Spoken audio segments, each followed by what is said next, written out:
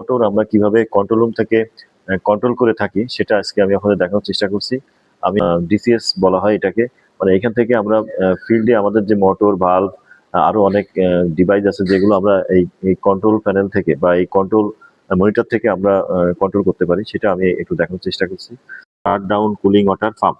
এখন এই পাম্পটা যখন আমরা চালু করতে যাব, তখন আমরা এটা কিন্তু অনেক দূর আছে, ধরেন 1/2 কিলোমিটার বা 1 কিলোমিটার দূরে এই পাম্পটা আছে। আমরা এখান থেকে জাস্ট কমান্ড দিলেই এই পাম্পটা কিন্তু চালু হয়ে যাবে।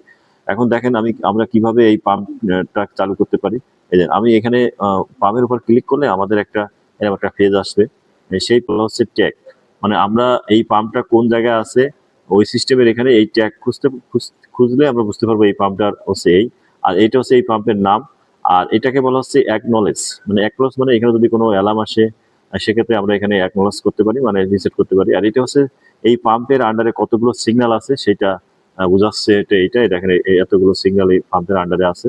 আর এটা হচ্ছে লক। যখন আমাদের কোনো মেইনটেনেন্স কাজ দরকার হয় সেক্ষেত্রে আমরা এই পাম্পটাকে লক করে রাখতে পারি। দেখেন লকড হয়ে গেছে, মানে পাম্পটাকে আর চালু করা যাবে না। আর সেক্ষেত্রে স্টার্ট কমানো থাকে না, দেখতে পাচ্ছেন।